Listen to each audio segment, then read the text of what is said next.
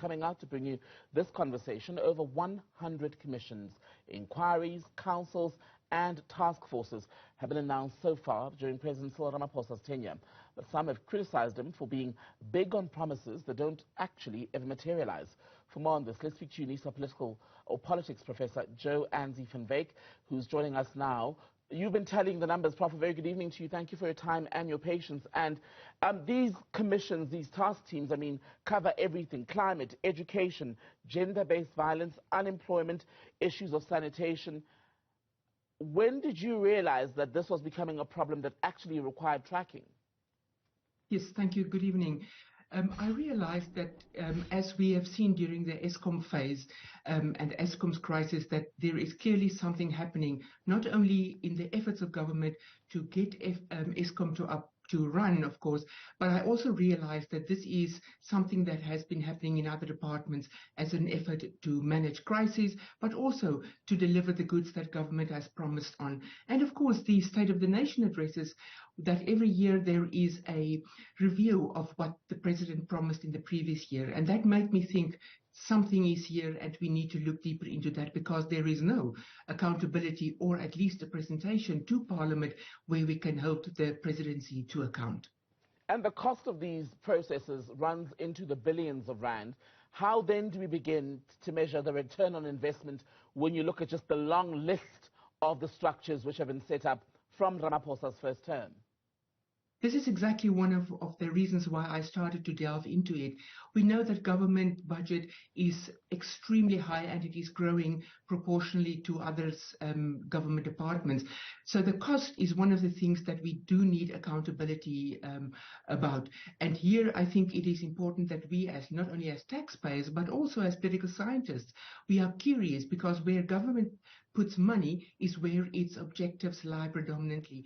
And as we've seen on the ground, there is little evidence of the real lives of ordinary South Africans basically improving. There are pockets, of course, of improvement, but we need to see a return on investment which is at least in line with what has been spent on all these plans, all these mechanisms, all these task forces.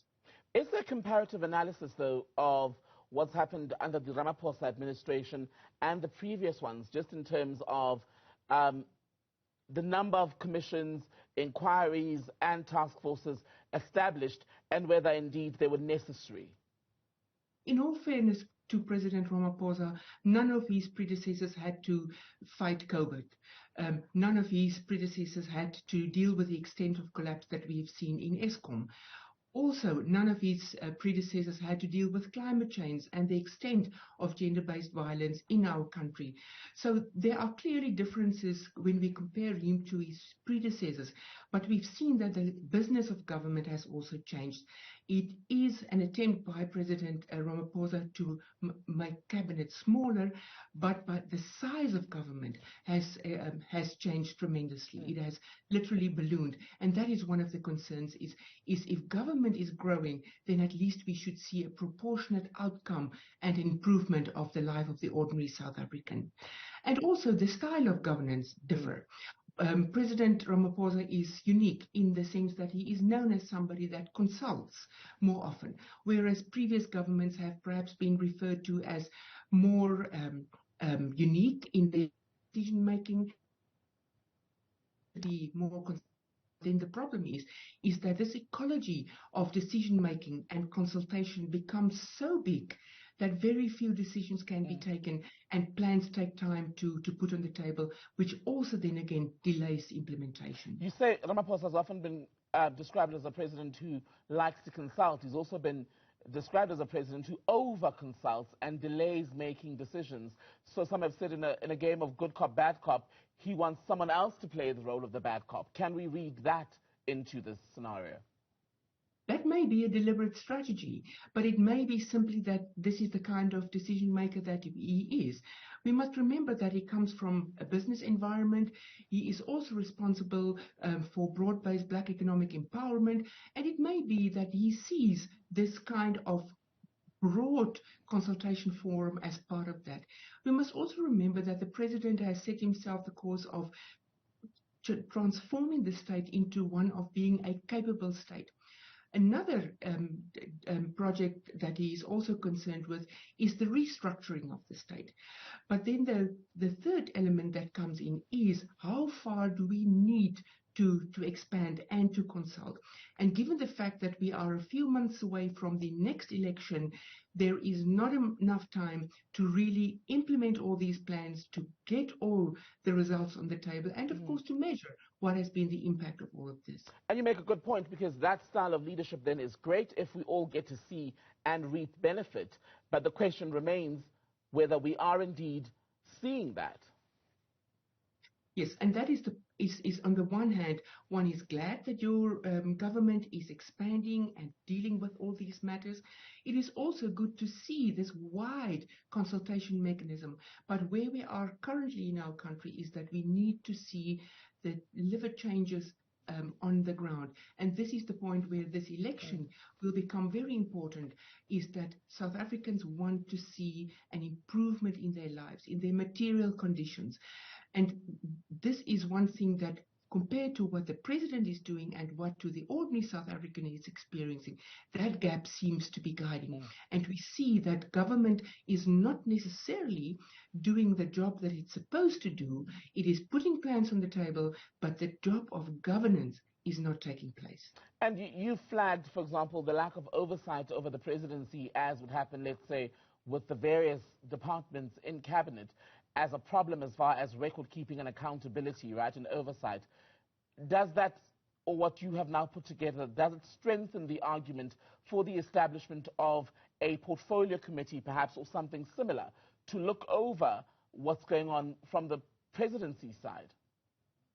Yes, and we know, for example, that there is already that position in the presidency, monitoring and evaluation. So we already have, from the previous administrations, we have this mechanism that this accounting practices, so to speak, should take place. And this is where we need basically to have more of that oversight. We've seen that the president, since his last cabinet reshuffle, is concentrating a lot of power in the presidency. And this is, for us as political scientists, very interesting, but also as South Africans, is the concentration of security, for example, in the presidency, the president being constitutionally, of course, the commander-in-chief. He is also the chairperson of the National Security Council, but the Minister of State Security is also in his office. Then we see a number of, well, at least two new portfolios also established, the one on electricity and the expanded policy monitoring and evaluation. And we must be mindful that with all these institutions, there are also the presidential advisory commissions, the president's task teams, etc. So all of this is not necessarily only cabinet positions, but this is also where the presidency's budget should be put on the table. And also, we do not know everybody that is serving in the presidency.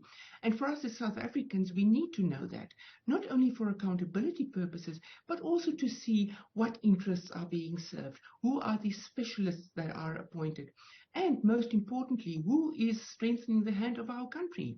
And this is one of the reasons why my research has interested me, is how is our country governed, and of course, how can we hold the president accountable, and of course, how can we deepen the Constitution? Thank you. Briefly, Professor, are the right people being appointed to these commissions and other structures which are meant essentially to improve the business of government and the livelihood and well-being of South Africans? It's very difficult to say who is the right individual for a specific position. We do not necessarily know what is behind the political relations of an individual. We've seen political appointments in the diplomatic corps, for example. We've seen also that there seem to be duplication from individuals that have served in one commission, being then also appointed in another task team, etc. So it is not necessarily the right individual, but we must be mindful that some individuals gain so much experience that they are then in fact the right individuals to do that. We've seen in the case of the Zondo Commission that indeed was the right individual, but of course Mr. Justice Zondo was not even in a position to complete the task within the defined tenure of the term. So that is a difficult question, but of course, as long as we have accountability, we can also keep those individuals, keep them to the task, and of course improve the depth of our democracy. Professor Jo Ansie van Wyk, good to speak to you. Thank you for your time tonight.